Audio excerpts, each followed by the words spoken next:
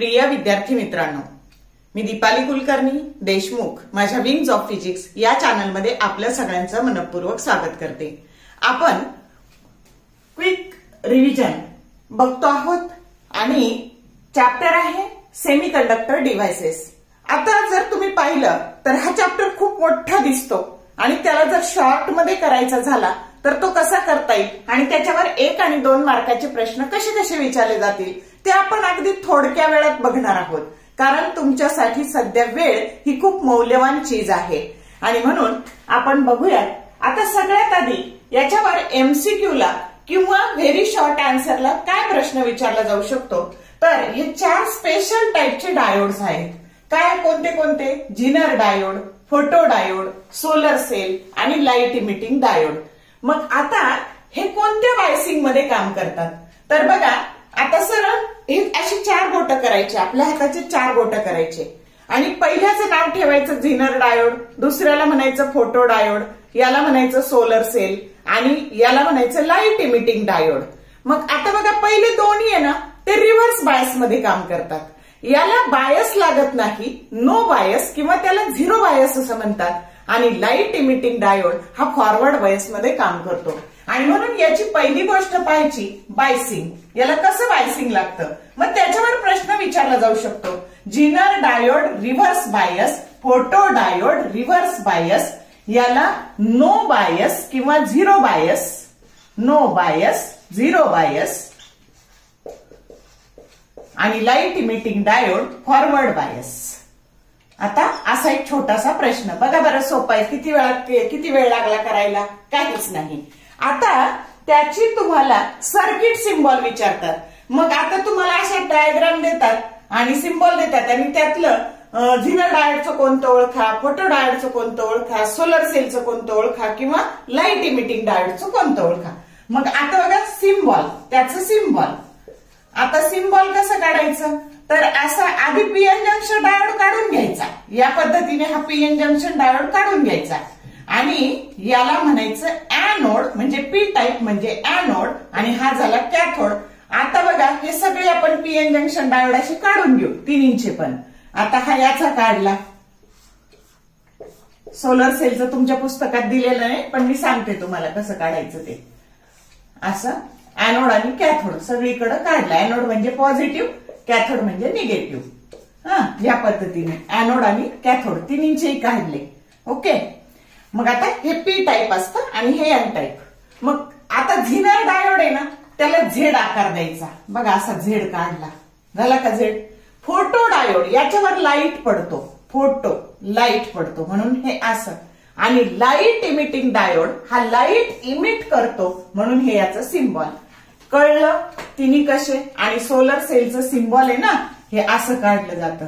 हे बघा, हे असं, हे पी आणि हे एन आणि याच्यावर हे एनोड, हे कॅथोड आणि याच्यावर असा लाईट पडतो। हे सोलर सेलचं सिम्बॉल आहे। आता तुमच्या पुस्तकात नाही दिलेलं पण मी तुम्हाला सांगितलं सोलर सेलचं सिम्बॉल कसं असतं ते। मग एक तर याच्या बायसिंगवर तुम्हाला प्रश्न पडेल किंवा याचा सिम्बॉल ओळखा याच्यावर प्रश्न पडेल। त्याच्यानंतर तुम्हाला हे कशासाठी वापरलं जातं किंवा कोणती एनर्जी कशात कन्व्हर्ट होते, तर आता इथे बघा, आता हे व्होल्टेज रेग्युलेटर म्हणून वापरलं जातं। काय म्हणून? व्होल्टेज रेग्युलेटर म्हणून वापरलं जातं, व्होल्टेज रेग्युलेटर। याच्यामध्ये काय होतं, तर याच्यामध्ये जी लाईट एनर्जी पडते ही लाईट एनर्जी इलेक्ट्रिकल एनर्जीत कन्व्हर्ट होते। Light energy that gets converted into electrical energy, electrical energy. आता इथे ही जी तुमची सोलर एनर्जी आहे, आता इथे बघा सोलर एनर्जी, आता आपण 2 प्रकारे त्याचं रूपांतर करू शकतो। सोलर एनर्जी ही हीट एनर्जीत, पाणी तापवायला आपण वापरतो, बरोबर की नाही, हीट एनर्जीत, किंवा दिवसभर आपण सोलरने आपण ही सोलर एनर्जी साचवून ठेवतो आणि रात्री त्याला लाईट म्हणून वापरतो। म्हणजे हीट एनर्जी ज्यावेळेस कन्व्हर्ट करतो त्या जे डिव्हाइसेस सोलर एनर्जीला हीट एनर्जीत कन्व्हर्ट करतात त्याला फोटो थर्मल डिव्हाइसेस म्हणतात आणि जे डिव्हाइसेस सोलर एनर्जीला लाईट एनर्जी मध्ये कन्व्हर्ट करतात त्याला फोटो व्होल्टाइक डिव्हाइसेस असं म्हणतात। काय म्हणायचं त्याला, फोटोव्होल्टाइक डिव्हाइसेस. आणि म्हणून heat energy, solar energy that gets converted into light energy और इलेक्ट्रिकल एनर्जी. आणि इथे उलट आहे, electrical energy that gets converted into the electrical energy that gets converted into the light energy. Electrical energy that gets converted into the light energy. समजलं conversion? तर या पद्धतीने आता तुम्हाला काही विचारू द्या, तुम्हाला कोणत्या दोन मधला फरक जरी विचारला तरी ह्या मुद्द्याच्या आधारे तुम्हाला तो लिहिता येईल. समजलं का? तर तुम्हाला पटकन लिहून घ्यायचं असेल तर तुम्ही लिहून घेऊ शकता. म्हणजे तुमचा खूप सारा अभ्यास आता हे सीईटीला पण लागणार आहे, तर तुमचा इथं बराच चांगला अभ्यास होऊन जाणार आहे. ओके, करू रफ.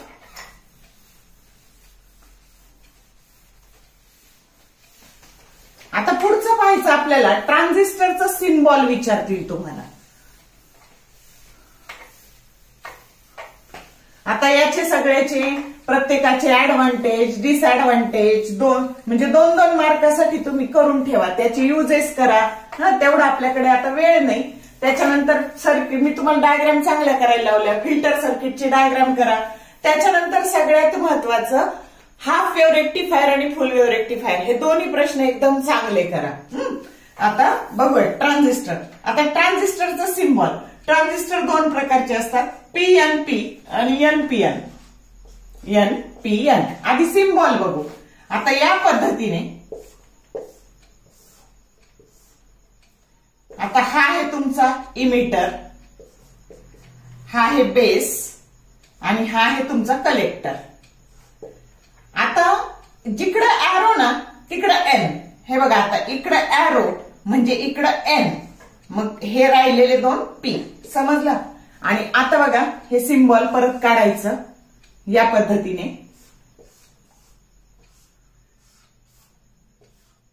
हे इमिटर, कलेक्टर आणि बेस. आता जिकडं एरो दोन एन आहेत ना, मग जिकडं एरोचं टोक आहे ना तिकडं एन, मग हे दोन एन आणि हे पी. Understood or not?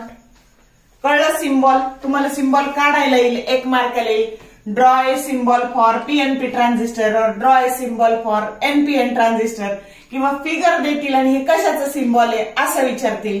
तर जिकडं एरोचं टोक आहे तिकडं एन असं लक्षात ठेवायचं. इकडं आलं तर एकच एन म्हणजे या दिशेने, आणि या दिशेने आलं तर दोन एन. आता तुम्हाला अजून एक गोष्ट विचारली जाईल बघा, जेव्हा तुमचा असा ट्रान्झिस्टर तयार होतो तर त्याच्यामध्ये transistor that is nothing but transform of A resistance.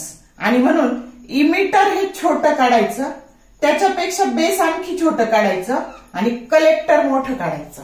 समजलं का? आणि इथं दोन जंक्शन असतात, हे एक आणि हे एक. ह्या पद्धतीने. आता इमिटर, बेस आणि कलेक्टर. आता याच्यावर काय प्रश्न येऊ शकतो बघा. एरिया कोणाचा मोठा आहे?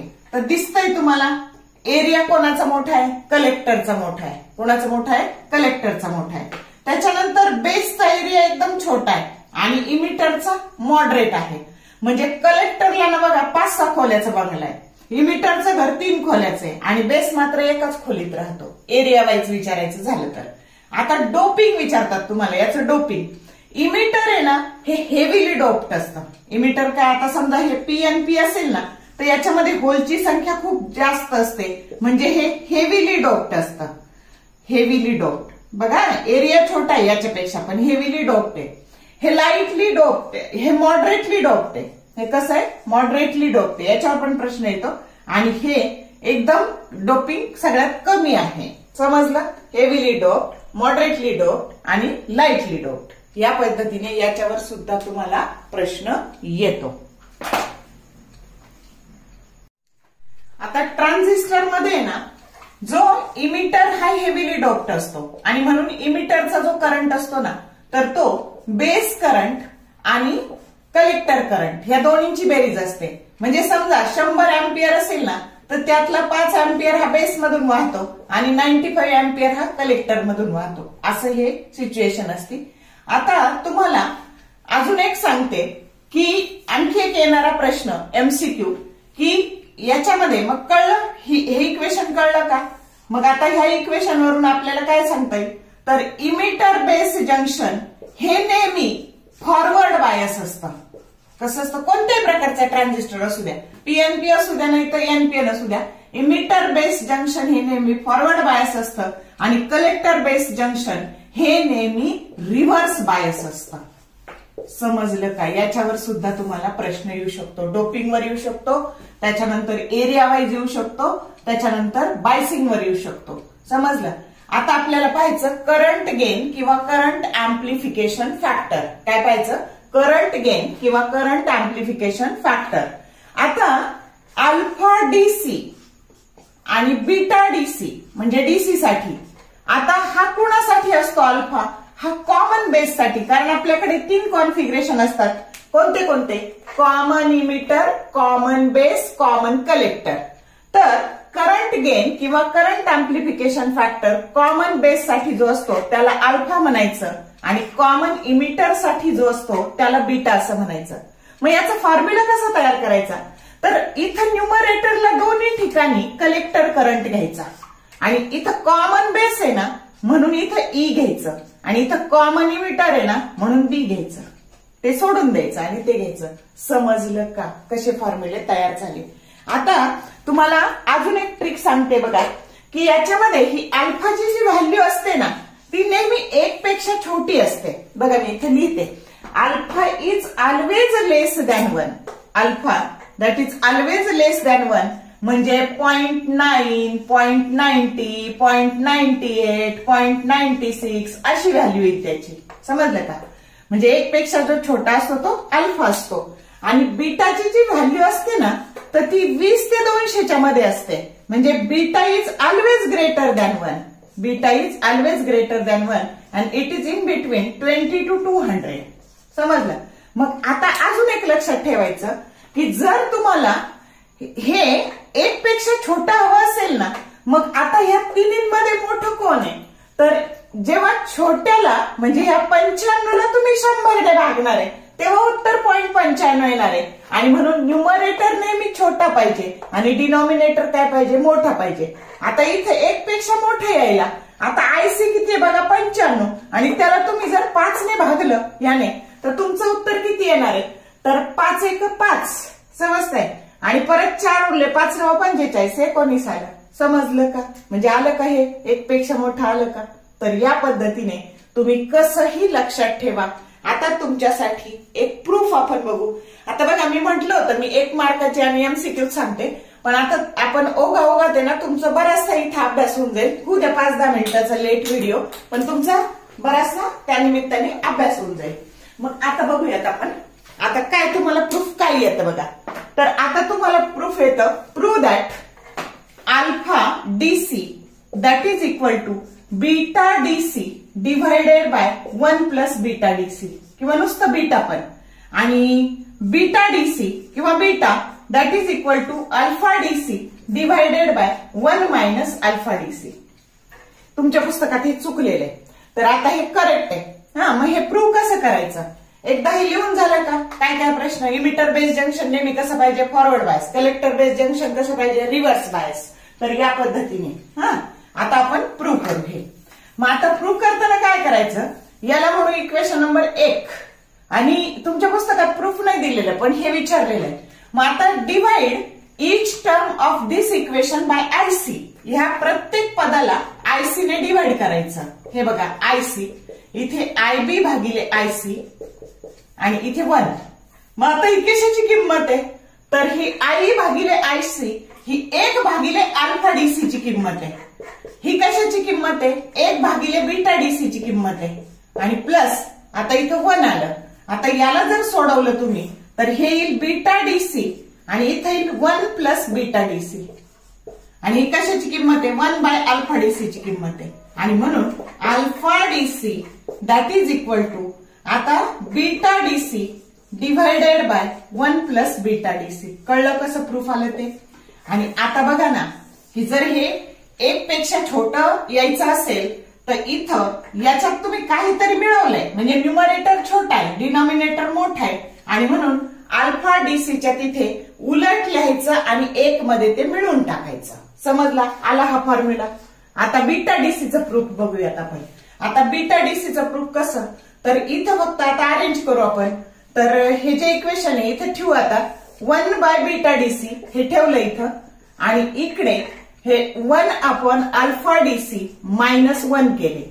याला सॉल्व्ह केलं. Alpha DC 1 minus alpha DC बरोबर 1 बाय बीटा डीसी, आणि म्हणून therefore beta DC that is equal to alpha DC divided by 1 minus alpha DC. आलं का प्रूफ? बघा बरं किती सोपं आहे. अंडरस्टूड? कळलं का? आणि इथे सीईटीला आलेला प्रश्न आहे, पण तो रेग्युलरला पण येऊ शकतो.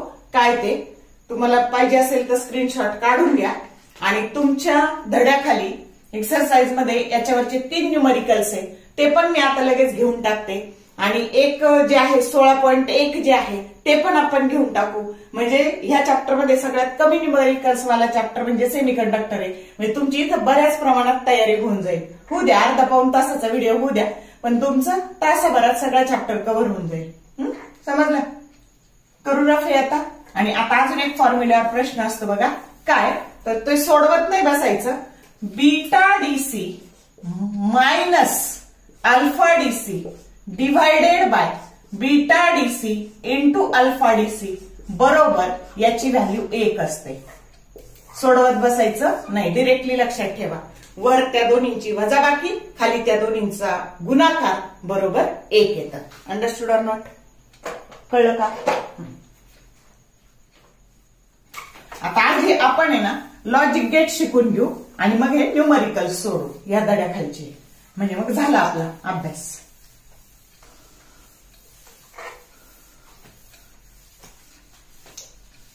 मी अगदी सोप्या पद्धतीने तुम्हाला गेट शिकवणार आहे बघा. त्याच्यावर प्रश्न कसा विचारला जाईल ते पण सांगते.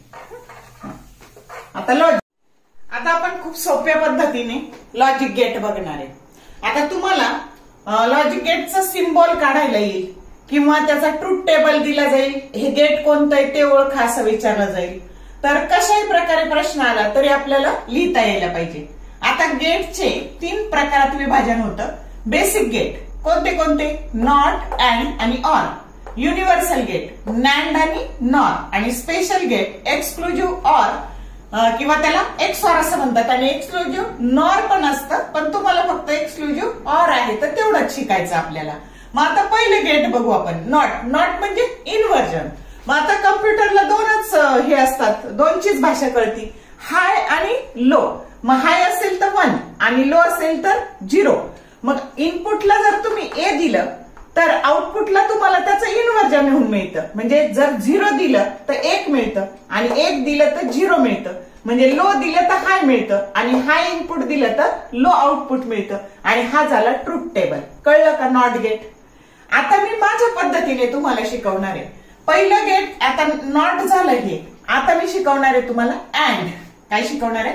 अँड. दुसरं अँड का तर त्याच्यात डी आहे, आणि म्हणून डी फिगर काढायची. कळलं का? हे झालं अँड गेट. आणि अँड म्हणजे गुणाकार. आता 2 इनपुट आणि एकच आउटपुट. मग आता हे आणि ए आणि बी, आणि आउटपुट काय झालं? त्या दोन्हींचा गुणाकार ए डॉट बी. हे झालं त्याचं बुलियन इक्वेशन. समजलं? मग आपण आता इथं ट्रूथ टेबल आहे ना सगळे एकत्रित काढून दाखवणार आहे मी तुम्हाला. मग आता इनपुट ए, इनपुट बी, आणि इथे आउटपुट. मग आता हे आउटपुट कोणते गेटचं? बघा आउटपुट पहिलं गेट अँड गेट. अँड गेटचं आउटपुट. आता बघा, आता एकतर हे दोन्ही 0 असतील, म्हणजे दोन्ही लो असतील. हे हाय हे लो असेल, त्याच्यानंतर हे लो हे हाय असेल, आणि हे दोन्ही हाय असतील. या 4 पेक्षा वेगळ्या केसेस येतील का? नाही येणार. मग आता 0 0 त्याचा गुणाकार. आउटपुट बघा इथं लिहिलं आपण ए डॉट बी. 0 0 0. मग इथं हाय आणि लो त्याचा गुणाकार लोच. लो आणि हायचा गुणाकार पण लोच, आणि हाय हाय हाय. समजलं का? या पद्धतीने आता तुमचं प्रिपेअर झालं. आता तिसरं गेट. तिसरं गेट आहे तुमचं ऑर गेट. मग आता हे डी काढून झालं ना, मग हे असं माशाच्या पंखासारखा आकार काढायचा, आणि त्याला म्हणायचं ऑर. आता जसं अँड म्हणजे गुणाकार, तसं ऑर म्हणजे बेरीज. मग आता ए आणि बी इथं, आणि आउटपुट ए प्लस बी. आता इथे आउटपुट कोणाचं घ्यायचं, तर इथं घ्यायचं. आता आउटपुट घ्यायचं आपल्याला ऑर गेटचं. कोणत्या गेटचं? ऑर गेटचं. आता बघा 0 0, तर त्याची बेरीज आता इथं लिहायचं, बुलियन इक्वेशन लिहायचं. y that is equal to, एक minute, y that is equal to A plus बी.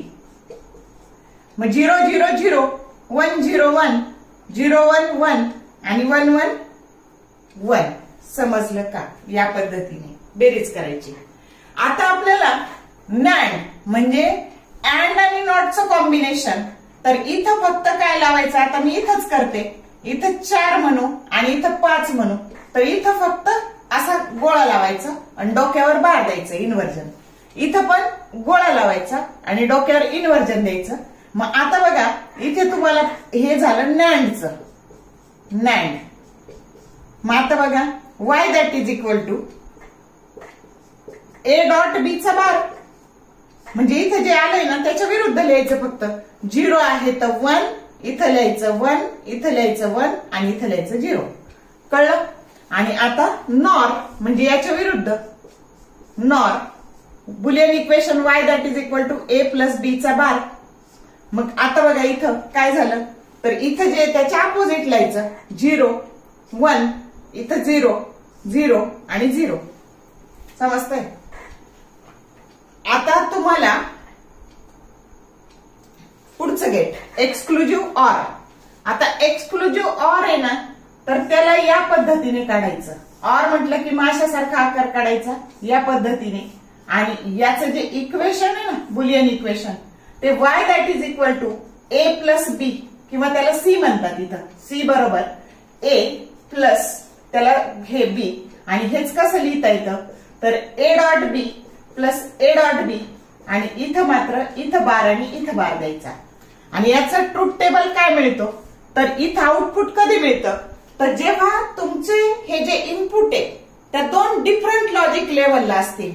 आता इथे हे दोन्ही सेमला आहे, हे पण सेमला आहे. डिफरंट कधी इथं, तेव्हा फक्त आउटपुट मिळतं. आणि म्हणून एक्सक्लुझिव्ह ऑरचा जो टेबल आहे, तर सी बरोबर ए प्लस बी. आणि तुम्हाला इथं 0, इथं 0, इथं फक्त आउटपुट मिळणार आहे. हे झालं एक्सक्लुझिव्ह ऑर गेट. समजलं का? आता बघा तुम्हाला 1 मार्काला इनपुट डायनॅमिक रेझिस्टन्स किंवा आउटपुट डायनॅमिक रेझिस्टन्स असा प्रश्न येऊ शकतो. किंवा जर ट्रान्झिस्टर कॅरेक्टरिस्टिक्स वर जर प्रश्न आला, तर ह्या दोन्ही गोष्टी तुम्ही त्याथे लिहिल्या तरी तुम्हाला याचे मार्क्स मिळून जातील. म्हणजे 2 प्रकारे ह्या प्रश्नाचा उपयोग तुम्हाला करून घेता येईल. फक्त याच्या फिगरची प्रॅक्टिस करा ट्रान्झिस्टर कॅरेक्टरिस्टिक्सच्या. मग आता इनपुट डायनॅमिक रेझिस्टन्स म्हणजे काय, तर तो RI असतो, इनपुटचा रेझिस्टन्स. मग आता बघा इनपुटला जे व्होल्टेज असतं ते असतं बेस इमिटर व्होल्टेज, आणि जो करंट असतो तो बेस करंट असतो. मग आता इथे डेल्टा म्हणजे चेंज. मग हा भागाकार आहे कशाचा, तर बेस इमिटर व्होल्टेज मधला बदल भागिले बेस करंट मधला बदल. पण कंडिशन काय, तर तुमच्या पुस्तकात हे चुकलेलं आहे, त्याला करेक्ट करून घ्या. तर कधी, तर कलेक्टर इमिटर व्होल्टेज कॉन्स्टंट असेल तेव्हा. समजला? एकदा फॉर्म्युला समजला की आपल्याला डिफाईन करणं सोपं जातं. मग input dynamic resistance is defined as it is a ratio of change in base emitter voltage to the change in base current when collector emitter voltage that kept constant. समजलं का?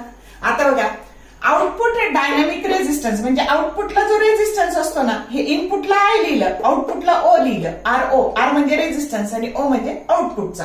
मग आता आउटपुटचं व्होल्टेज आहे ना, हे VCE असतं. आणि current कोणता असतो, कलेक्टर करंट असतो. डेल्टा म्हणजे त्यातला चेंज आणि त्या दोन्हींचा भागाकार. पण कंडिशन काय, तर बेस करंट कॉन्स्टंट ठेवतो आपण तेव्हा.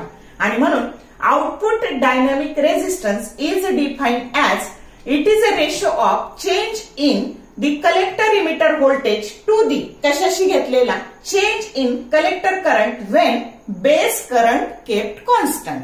अशा 2 व्याख्या तुम्हाला विचारल्या तर लिहिता येतील, किंवा जर ट्रान्झिस्टर कॅरेक्टरिस्टिक्सचा प्रश्न आला तरी लिहिता येईल. आता आपण धड्याखालचे जे 3 MCQ आहे आणि जो सॉल्व्ड आहे हाफ वेव्ह रेक्टिफायर आणि फुल वेव्ह रेक्टिफायरचं तेवढं बघू, म्हणजे हा चॅप्टर संपेल. आता तुमचं टेक्स्ट बुक उघडा बघा आणि त्याच्यातलं 16.1 सॉल्ड न्यूमरिकल जे आहे 346 पेज वरचं ते बघा. आता हे सीईटीला पण प्रश्न येईल, रेग्युलरला पण याच्यात थोडाफार बदल होऊन तुम्हाला प्रश्न येऊ शकतो.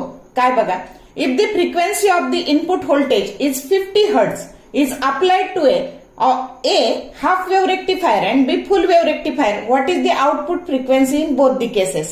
आता बघा, इनपुटला जर 50 दिली, हाफ वेव्हला काय असतं, तर जर समजा तुम्ही इथं ही 1 हर्ट्ज फ्रिक्वेन्सी आहे, पण तुम्हाला आउटपुटला एकच सायकल मिळते डीसीची, 1 हर्ट्जला एकच सायकल.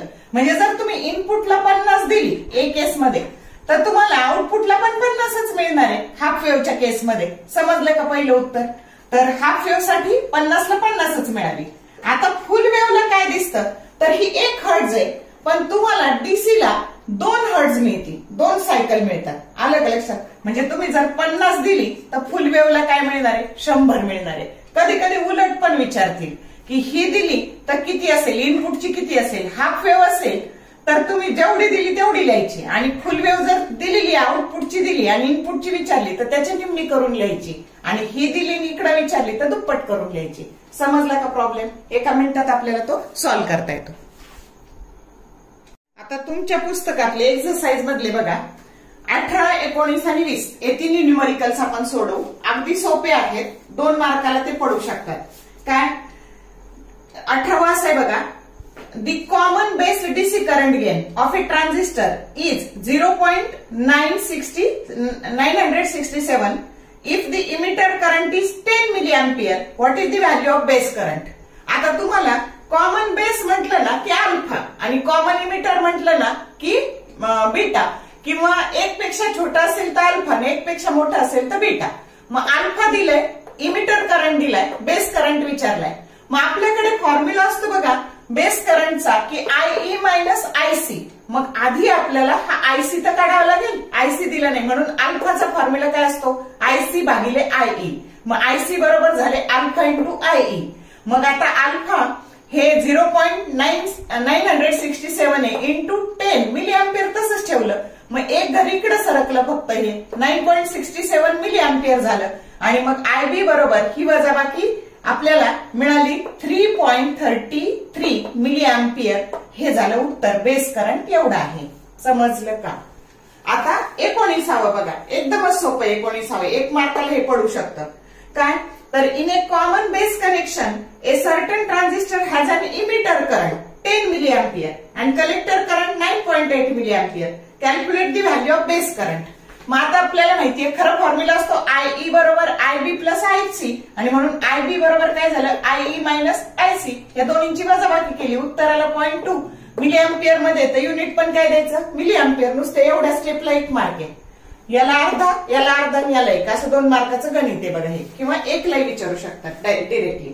त्याच्यानंतर 20 नंबरचं काय, तर in a common base connection the emitter current is 6.28 milli ampere and collector current is 6.20 milliampere. Determine the common base DC current gain. आता common base DC current gain म्हणजे अल्फा. मग alpha बरोबर IC bye IE. मग IC आहे तुमचा 6.20. हा नेहमी छोटाच असणार ना, 1 पेक्षा लहान येणार म्हणून, आणि म्हणून 6.28. उत्तर आलं 0.987 आन्सर. तर या पद्धतीने हे 4 न्यूमरिकल्स इथं चांगले करा, म्हणजे तुमचा व्यवस्थित अभ्यास होऊन जाईल. तर जर व्हिडिओ तुम्हाला आवडला तर लाईक करा, तुमच्या मित्रमैत्रिणींना शेअर करा, चॅनलला सबस्क्राईब करा, जेणेकरून येणाऱ्या व्हिडिओचे नोटिफिकेशन्स तुम्हाला मिळत जातील. कमेंट टाकायला, लाईक करायला कंजूशी करू नका. तुमच्यासाठी एवढं सगळं करते आहे तर रिप्लाय द्यायला काय हरकत आहे. ओके, तर वेळ खूप महत्वाचा आहे तुमच्यासाठी सध्या बाळांनो. खूप चांगला अभ्यास करा, खूप हार्डवर्क करा. आलं का लक्षात? All the best for your study and thank you for watching this whole video.